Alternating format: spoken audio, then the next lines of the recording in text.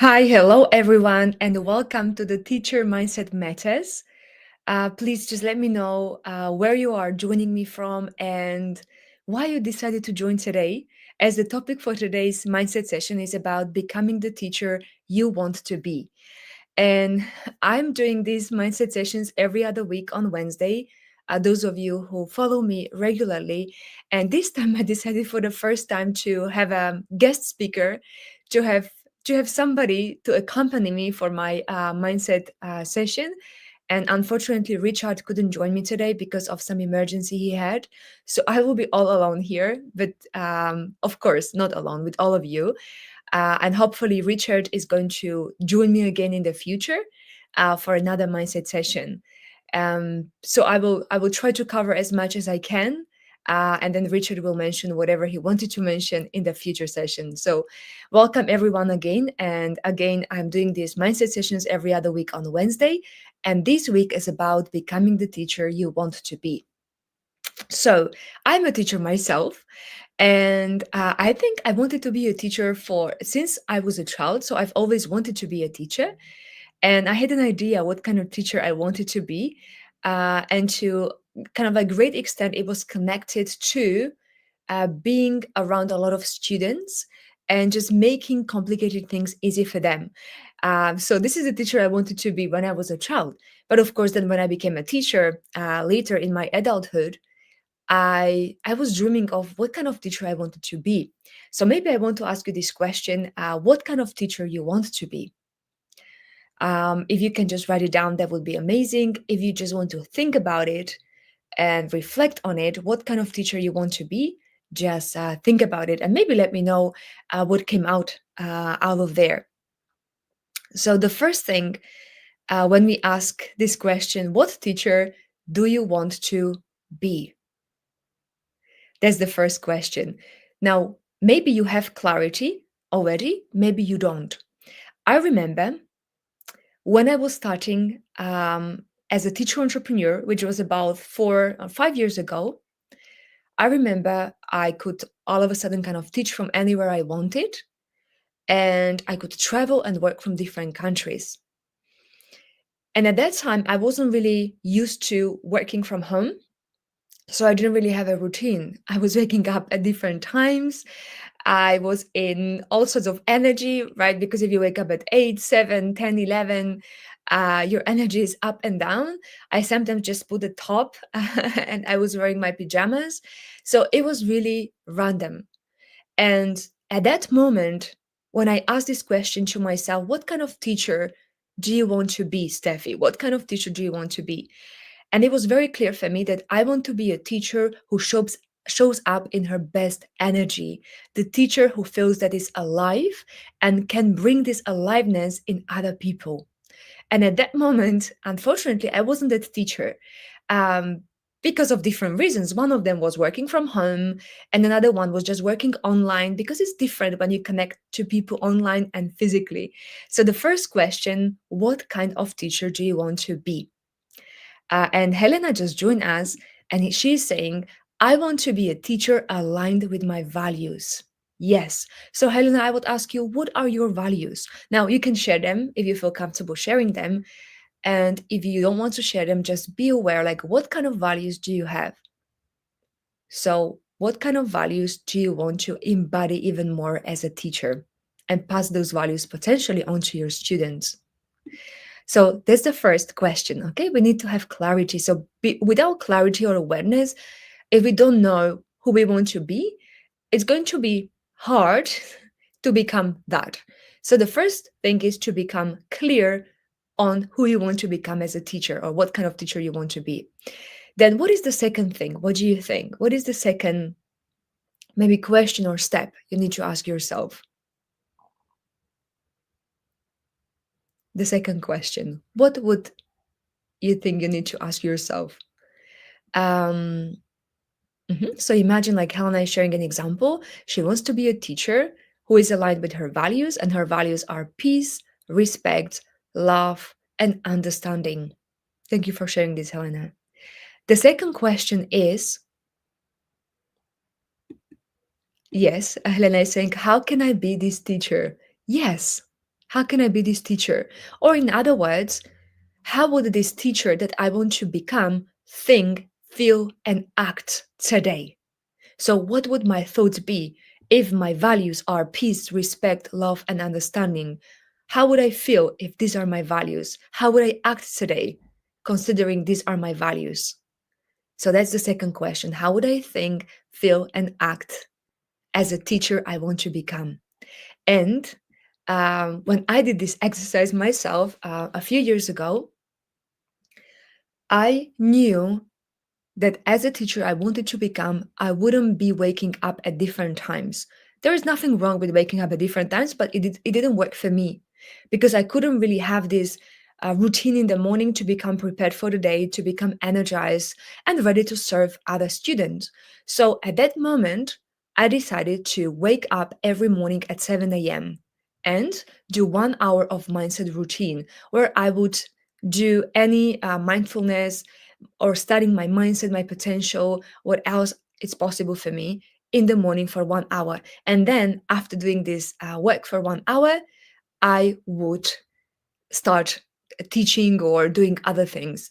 But I was in a very different energy. So I definitely felt more energized, more present, more grounded, and ready to teach. So I knew what actions I had to take because I was clear on what kind of teacher I want to become. Um, yes, and I can see more people are joining us. So the question for you, what kind of teacher do you want to become? Julian, joining from New Zealand. 12 a.m. Julian, again, thank you so much for being here at this time of the day. Helena, yes, is joining from Portugal, of course. Um, think, feel, and act. That's what we need to ask. So now that you know what kind of teacher you want to be, how would the teacher think, feel, and act?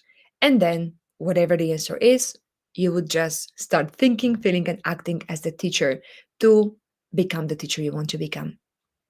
But then, very often, many teachers, for example, when they become teacher entrepreneurs, they say, oh, as a teacher entrepreneur, or like as a teacher I want to become, I would be very comfortable on social media. I would be very comfortable making videos or making posts or just teaching new students I never thought about, like, I mean, new students from a different niche.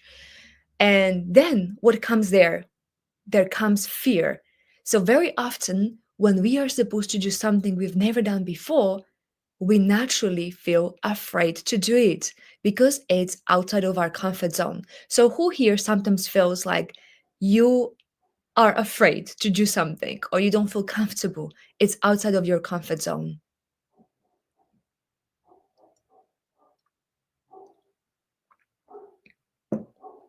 Who here feels afraid or has fear?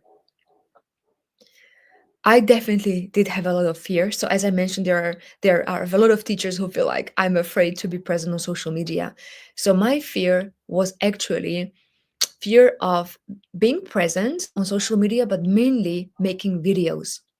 So I remember when I started in 2020, it was July, and I defined a niche, a group of students I wanted to teach. I even created mini programs or program for that niche for those students.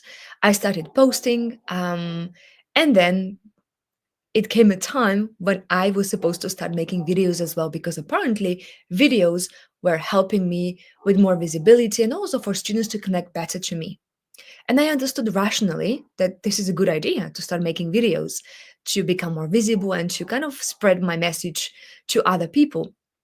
But I was afraid because never before did I make a video and I posted it on social media. So maybe there were some videos where we were being silly with my friends, but not really videos that I had to post on social media. So just the idea of making a video as a teacher was scary for me.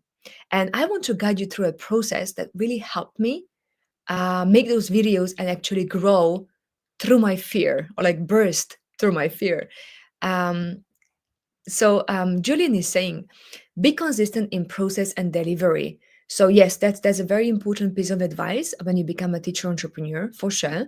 And Helena is saying, I need to look more inside myself than outside. Look do things I can control and let go of things I can't control.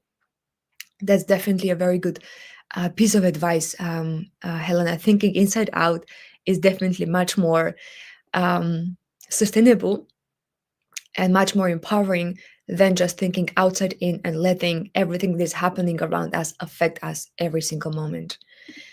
Claire is saying, I can relate. Okay, thank you so much, Claire. So let me just share what I followed when I went through this fear. Because I don't know if I mentioned this, actually, it took me 3 months to find the courage to make a video.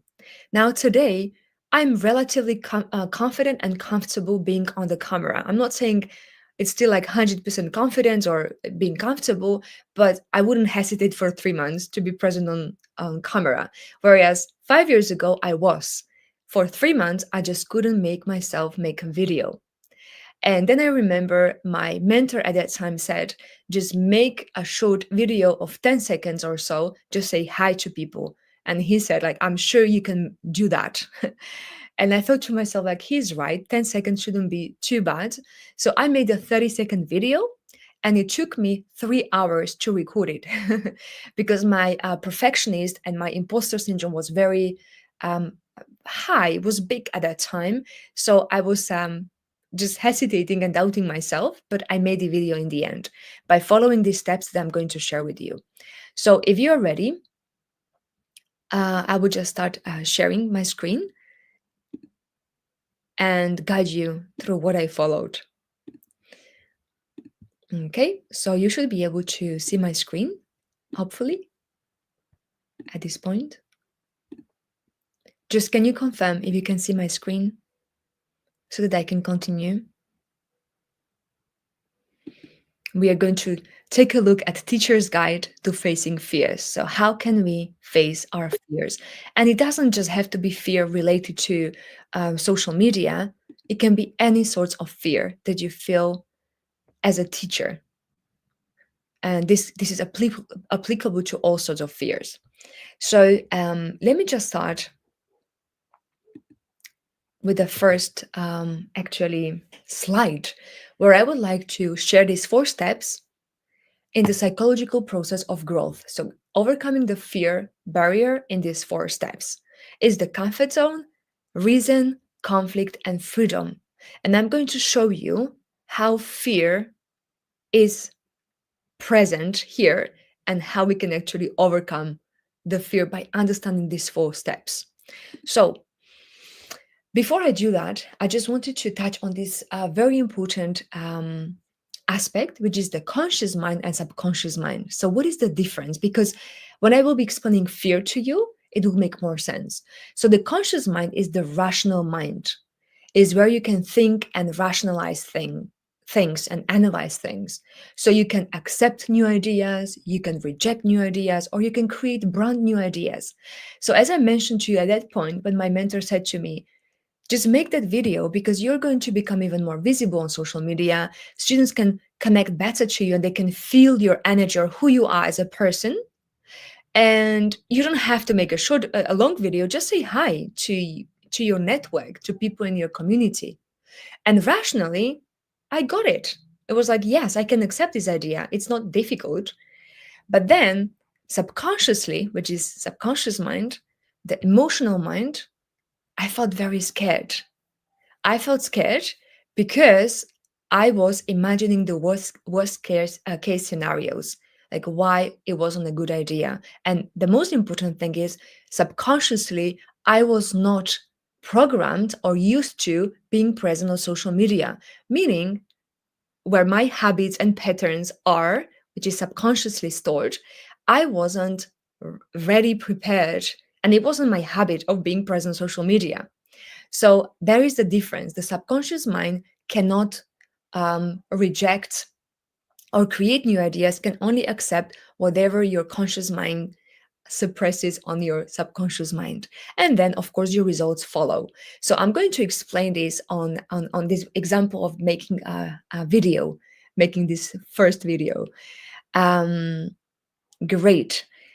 So the very first step is comfort zone. So the comfort zone was at that time, I was still a teacher who was teaching um, English to students, to different type of students, okay? And as that kind of teacher, I had certain thoughts, like I was teaching. Okay, so consciously, I knew I was teaching. I had to prepare for the lessons, but I didn't have to make videos. So that was my reality. And at that time, I remember I was earning about $15 per hour. So that was my reality at that time. And of course, I was emotionalizing it, whatever thoughts I had. And that was part of my reality. And then I was acting on those thoughts and I was getting certain results. So at that time, it didn't even occur to me I could be making videos to become more visible and to get more students on social media. So I was in my comfort zone. Okay, that was my comfort zone that I was in. Now, the second step is when I learned that actually, as a teacher, I can become a teacher entrepreneur, meaning I can be looking for my own students on social media and earn more money, or even make more impact as a teacher, and even maybe have a greater legacy, right? Because you can create something which is yours, and you don't have to only follow whatever the school gives you to teach. So the idea was become a teacher entrepreneur.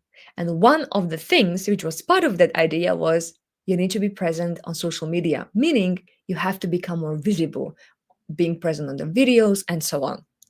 So there was already this idea that I started to rationalize and to think about and to ponder on. But subconsciously, I still wasn't kind of emotionally involved in this idea. Okay, meaning I just kind of knew that this was one of the options. It was an idea, but I didn't really change anything. I didn't change my way of doing things.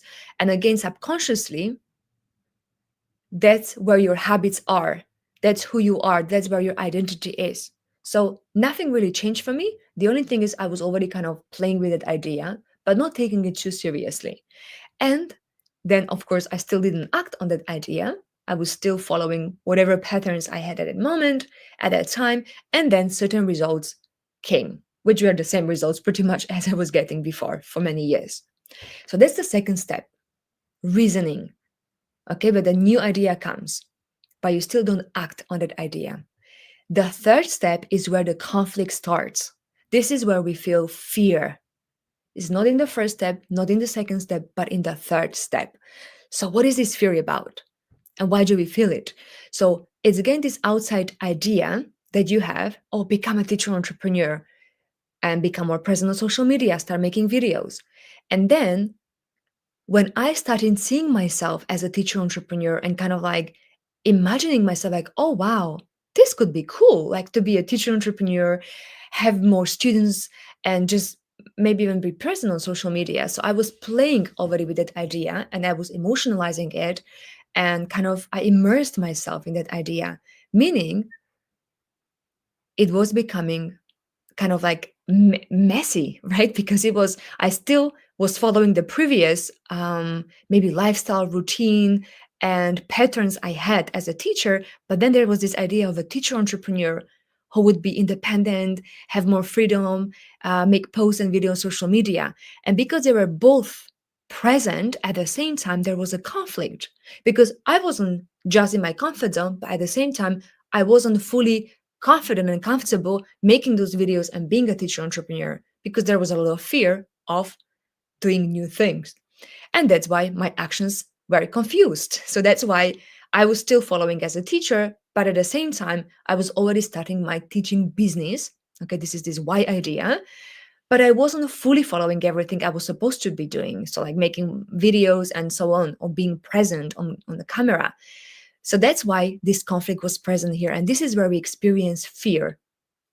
So when you're experiencing fear in your body and in your life, it's because there are two opposing ideas or two different ideas which are simultaneously present in your subconscious mind.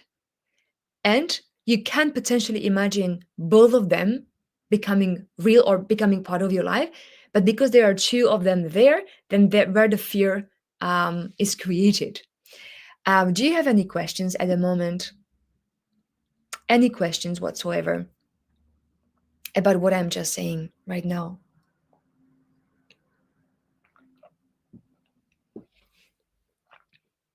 Or maybe if you had any revelations or maybe any examples that happened to you or the fear you're experiencing right now in your teaching or in your teaching business.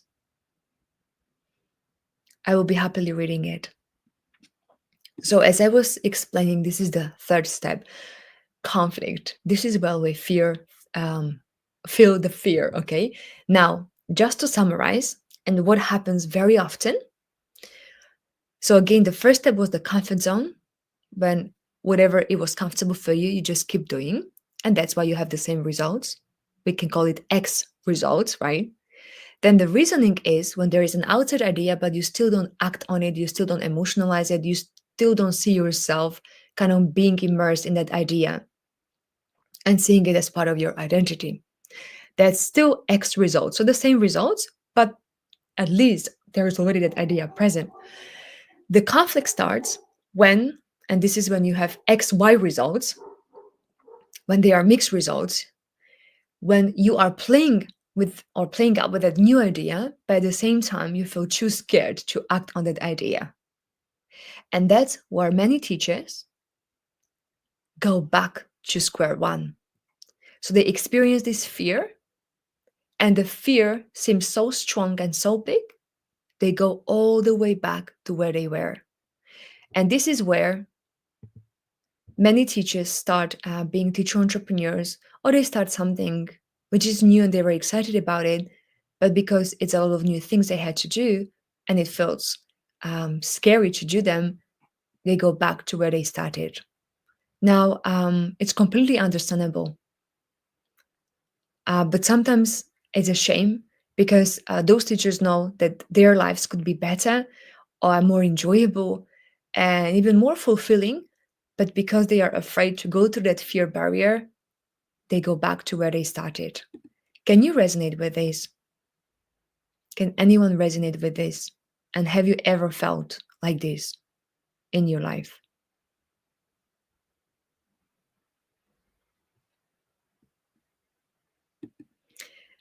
And I guess you may be wondering, what is the fourth step? So, what is the fourth step? Imagine what would happen if you burst through that fear or through that fear barrier. What would happen? What would be on the other side? What would be on the other side? Hmm, there would be growth, yes, and freedom. So, when you burst through this scary barrier or fear barrier, there is freedom on the other side. Freedom meaning this why idea, why feelings, and why results. It means now I am becoming more confident and comfortable being a teacher entrepreneur and doing the things which are part of it, like making videos, making posts, being present on social media, being on the camera. Now, for the first time and the second time when you make a video, if let's say that's the example of what you're afraid of, maybe the video will not be amazing, right? It will be just good enough. And maybe you still don't feel super comfortable even after the first, second, third, even after the 10th video. Maybe it still feels not fully comfortable. But the more you repeat that, the more it becomes part of your identity. Then you become a teacher entrepreneur. And as a teacher entrepreneur, you do whatever a teacher entrepreneur is supposed to be doing. And that's why it's this why identity. So, why thoughts, why identity, and why actions, right? That you are taking and then the results you are seeing. So, then you will be getting the results as teachers entrepreneurs do. Maybe having new students, potentially having consistent students and then bringing them better results because you can customize your teaching to those particular students, and that's your new identity. Then of course what happens again, so we never stop going through this four-step process because we are always growing, and as part of growth we do things we've never done before, because if we are just doing the things we've always been doing, that we are not growing, we are stagnating.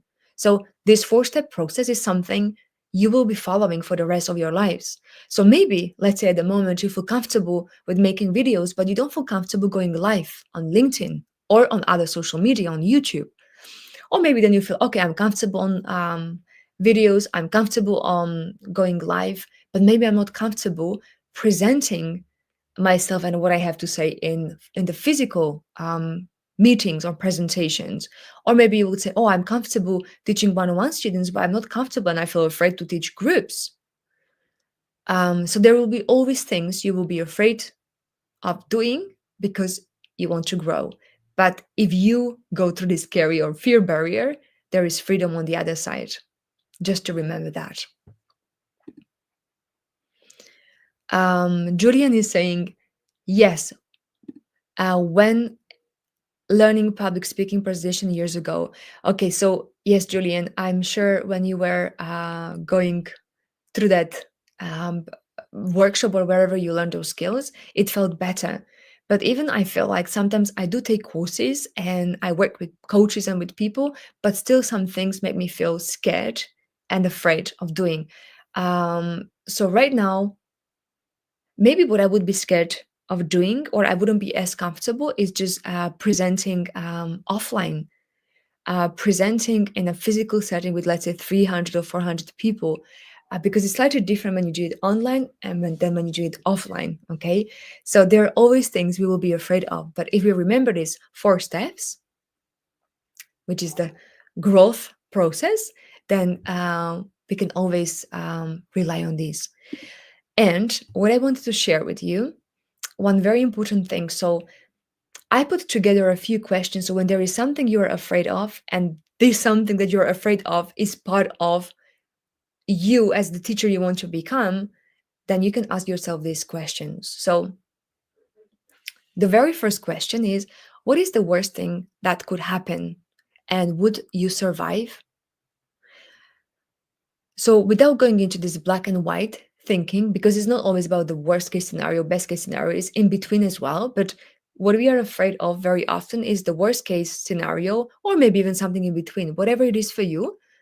But at the moment, what is it that you are really afraid of? Maybe it can be, as I said, worst case scenario, or maybe something in between. And would you survive? So in my case, when I was making that video, the worst case scenario was that maybe some of my uh, classmates, previous classmates, or maybe even at that time, my colleagues, or even family members would comment on my videos, or even some people would be picking up on my, let's say, accent or on my mistakes that I made, or funny intonation or something, and then that they would make a comment under my video or something. So I was afraid of being judged. Okay. And then if the fear does come true, so if I, let's say, get this comment, how would you cope? So how would you cope? In my case, I would have thought that, okay, this is the comment they made. I can take a look at it and see if there is anything I can implement from there which would make sense. Or maybe what I would say, if some like comments would be many very like mean, I would say just maybe that person didn't feel good about themselves at that moment, and then they just wanted to share how they felt or pass it on to other people. So maybe they need even more attention right now. It's not even about me, it's about them. Or if, let's say, somebody really makes very mean comments below that video, and if I really don't feel comfortable, I would just hide those comments if I feel like I didn't want to deal with it. So this is the question you need to ask yourself. The next question would be, what can I do, or what can you do today to reduce the chances of that fear becoming reality? So let's say with my video, if I was afraid that I would make mistakes and people would laugh at my mistakes, maybe the good thing would be, which I did, to give it to other people to review it for me. So, like to my colleagues at that time, to other teachers, to look at that video and to honestly tell me if that video is good enough to be published. Or maybe I could write a script. And let's say for my first video, I would be just reading the script so that I don't maybe make mistakes if I felt like this could reduce my fear of even making that video. Whatever would help me to reduce the chances of that fear becoming reality. And then the next question is, what's the best or maybe good enough outcome if you face this fear? So in my case, because I wanted to post a video, the best outcome could be, or good enough outcome could be, that actually it could inspire some other teachers to make videos, or it could make me more visible among my students, potential students. They would see that video and they would connect even more with me, and potentially they would want to work with me. Or let's say something in between, maybe not the best outcome, but good enough outcome would be I would inspire somebody else with one thing I would maybe mention in that video. And then the next question is, what small action can you take now to move toward that best or good enough outcome? So in my case, let's say it would be the small action would be just to think about what I want to speak about, like what is the topic for that video. Or maybe the next one could be to put the script together or the bullet points together about what I wanted to speak. Maybe then the next small action would be to actually record that or ask somebody else to record me as I am reading that script. And then maybe the next action would be to look at that video and edit it and so on. Okay, so it's about what small actions I can take towards the best or good enough outcome that I want to achieve with that. And the last question I really ask as well is, what advice would you give a friend facing the same fear? Because sometimes when we are just thinking or doing all of this in our mind, it feels so scary and it feels so kind of difficult to go through it. But if you think about this, let's say your friend says this to you, what would be the advice you would give them? And then hopefully you would follow your own advice or the advice you would give to your friend. And these questions actually help me every time when I want to go through this fear barrier exercise. And I do hope it will help you as well, and it will reduce that fear mentally.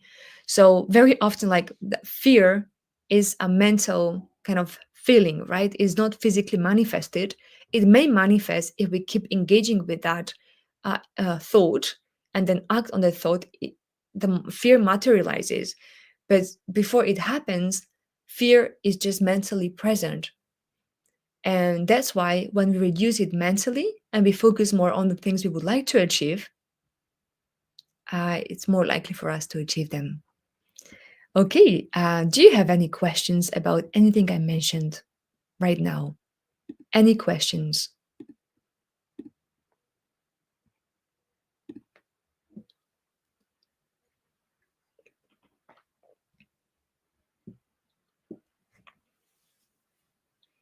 Any questions about maybe this four-step process, or maybe you have some examples from your life where you went through a fear and you follow your own steps and it really helped you?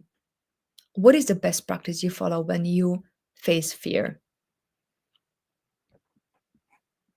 And as I'm waiting for your comments, I just want to share my screen and just to share um, future events that you may participate in as part of our Bowie business for educators.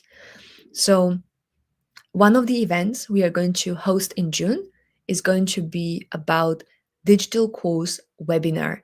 So this is just one day event. It will take 2 hours and you will learn how you can create digital courses and start earning passive income. So it's going to be a 2-hour workshop that you can register for free for this workshop by just clicking here, register for free. And of course, the Teacher Mindset Matters happens every other week on Wednesday. And it takes about half an hour. Sometimes we go over. And I have different topics, mindset topics for teachers. So I will just share this with you. And I will give you space to ask questions if you have any.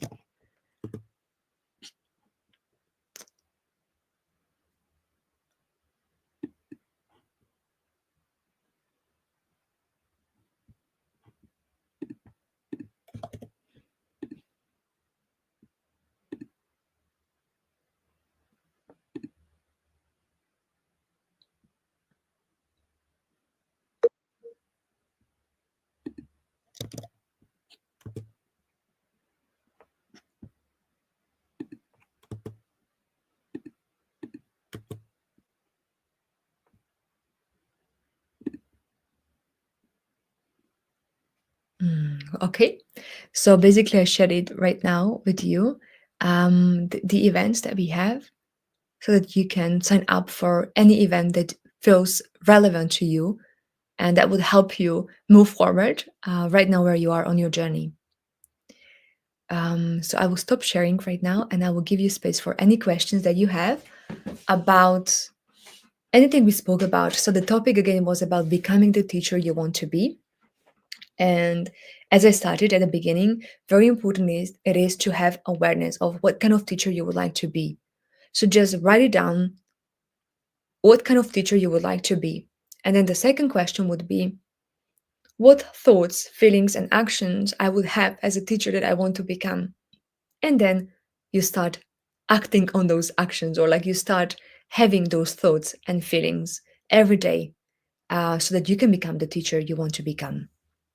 And very often, when we want to become our best version, right, as teachers, we have a lot of fear of unknown, fear of being judged, of being rejected, of not being good enough, of not being worthy enough, of receiving things.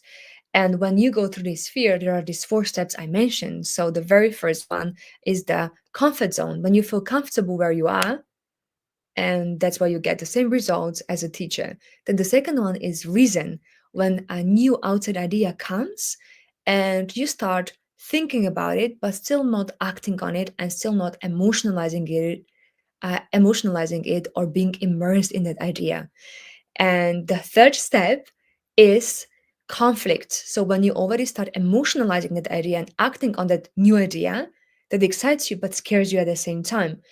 And the conflict is there because you're still not fully ready to act on that idea, but at the same time, you really see how this could change your life or help you. So that's why the conflict is here, it's present. And because of that, you experience this fear, and we even call it fear barrier or scary barrier. And this is where many teachers go back to where they started, back to square one, and they don't burst through this fear barrier.